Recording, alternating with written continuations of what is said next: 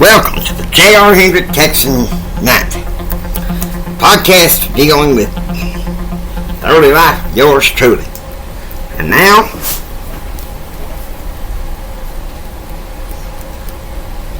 we continue with the story, The Catfish King and His Ailing Son. 2:45 p.m. Meanwhile, at St. Mary's Hospital, a young resident walks in to talk to J.R. and Donna. We analyze his vomitus. It's just a basic, low-grade, run-of-the-mill intestinal infection. No infection. You said that he ate tuna? Yeah, J.R. said, half awake. Just a tiny bit reaction. We'd hold you until Friday morning when you can return home. Gerald's Uncle Carl walks into the room. You reckon she called for an ambulance to get to the hospital in time? I called your dad. He said I could find you here. Thank you, Uncle Carl, Gerald said. Hendricks look out for one another. Even though your dad says Grandpa was a coward. 3:15 p.m. Central. Room 320, St. Mary's Hospital. J.R. is at the bed by the window when his Aunt Donna and Kevin McDonald comes in. Donna took your things since she's taking you to the airport Friday, Kevin said. I got your laptop so that you can type a note. And then we can get you some dial-up connection to send your email to Kim. I also got your radio and headphones. Your doctor's already sent Dr. Wild and all your other professors excused absence messages. 5 p.m. Eastern. In Washington, D.C., Jim, Betsy, and Claude have chicken fried steak for dinner, along with Patricia Madison. Mrs. Madison had agreed to stay with Claude until he flew back on the morning of the 14th. 6 p.m. Eastern. Having received instructions from Betsy, the hospital staff bring in a tray for J.R. with rice and toast, with 7-Up to wash it down. The Blake Carter show is on, and he makes this following pronouncement. James Ryan Hendricks Sr. took the oath of office yesterday. And you know what they're calling him? They call him the Catfish King. And so that's what we're going to call him. Our good friend, Jim Hendrick, the Catfish King. 6 p.m. Charlie Nation arrives at the hospital to see J.R. Your daddy's still up there? Charlie asked. Yes, J.R. said. And no word from Brad? Of course not. Brad is an idiot. He cares about one thing only. Me, myself, and I, Charlie said. Whoever knew that Brad could be such a bitch? I don't care what he says, Jim said. I intend to have the best spring break without him in Gainesville. Dump this idiot before you get hurt. I can't dwell on that. I'm sick as a dog. 6:50 p.m. Charlie leaves and Jennifer walks into the room. Kevin gave me your tape recorder, Jennifer says. Glad he did, Jared said. Oh, cool. You got me 7-up. Well, I thought along with talking to you that I would help you recover. Thanks. You know, there was a time I was considering journalism school. But it's not as fascinating as public affairs. Especially the secrets. What secrets? Come on, JR, you don't know? Know what? Well, there are some lectures with Dr. Harmon and Dr. Kinghorn. Messaging and speech writing. I'm not sure where this all leads, but I know it can prepare us for law school and beyond. I mean, your dad Jim.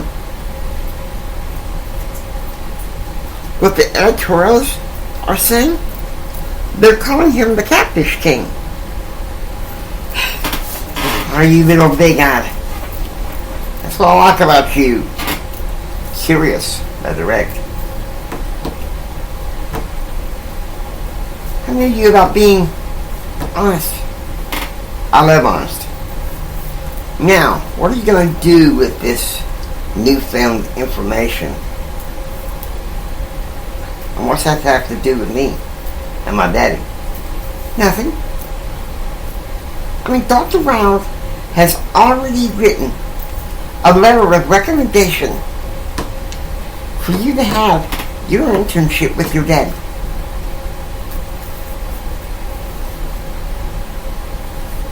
In a roundabout way, that benefits me. You're one smart lady. All I want, Gerald, is for you to keep seeing me. No commitment yet. Jennifer, who knows? We keep going like this. We're going out. Maybe we want to spend the rest of our lives together. Jennifer hugs Gerald and gives him a peck on the cheek. See you sometime tomorrow. 9 p.m. Eastern. Jim and Claude are sitting in the southeast lounge of the mansion, smoking cigarettes. They're sipping on tall glasses of wine. They're talking about a piece Jim read that morning in the Wall Street Journal about lawsuits against RJO Nabisco's and their tobacco industry.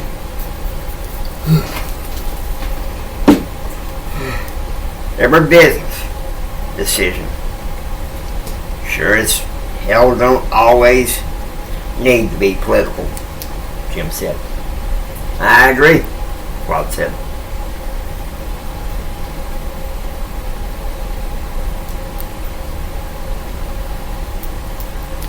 March 10th, 3:30 a.m. Eastern. In Washington, D.C., Jim wakes up, dressing in his workout clothes. He walks downstairs, listening to Peace with God by Billy Graham. 5 a.m. Eastern. Jim is in the steam room after jumping jacks and being on the treadmill for a while.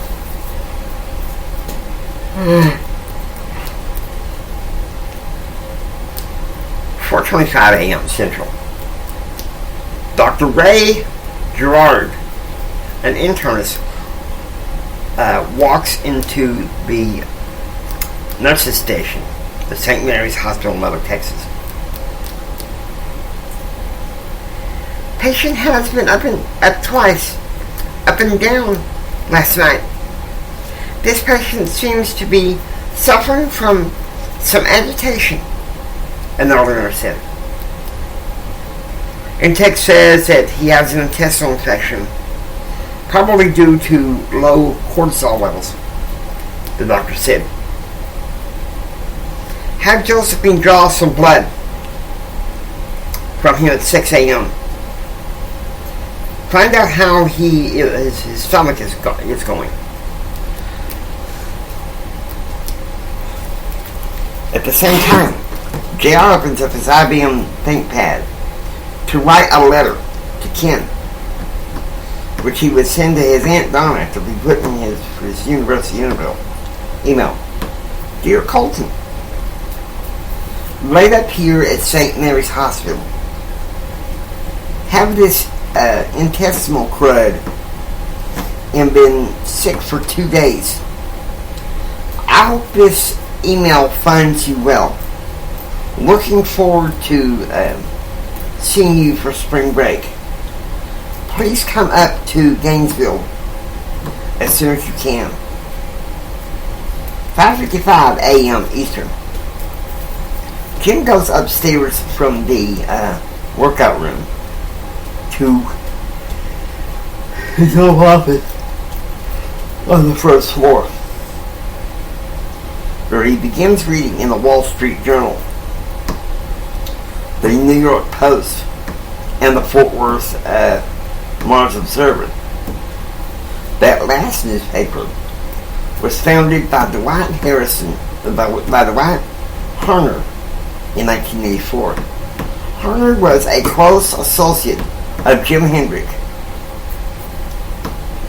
From August 1988 to May 1991.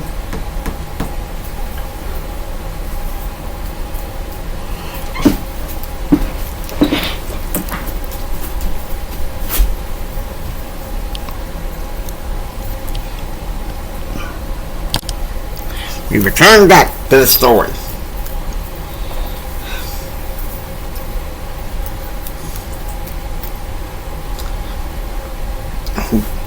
Laid up here at St. Mary's Hospital. Have this intestinal crud and been sick for 2 days. I hope this email finds you well. Looking forward to seeing you for spring break. Please come to Gainesville as soon as you can. 5:55 a.m.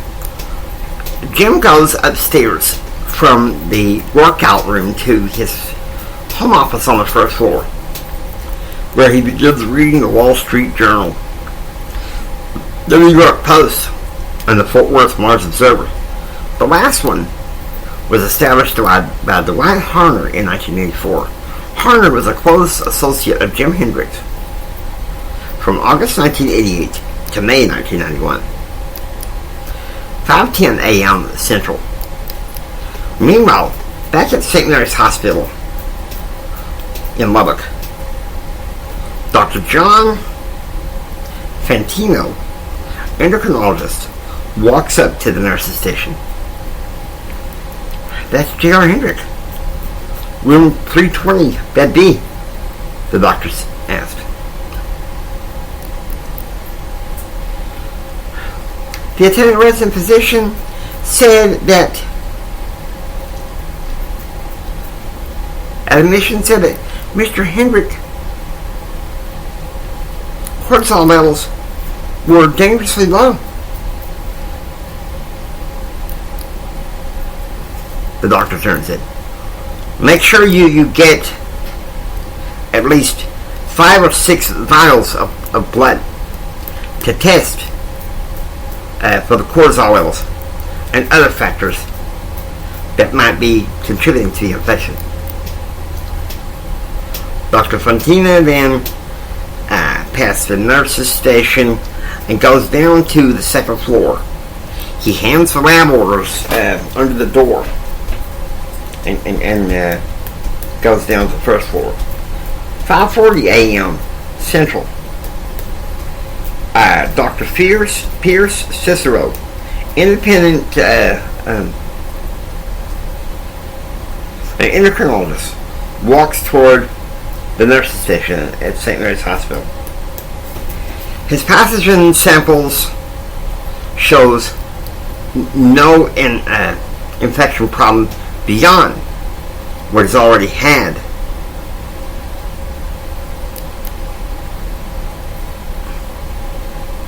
And Nurse Hagen sent a Texas check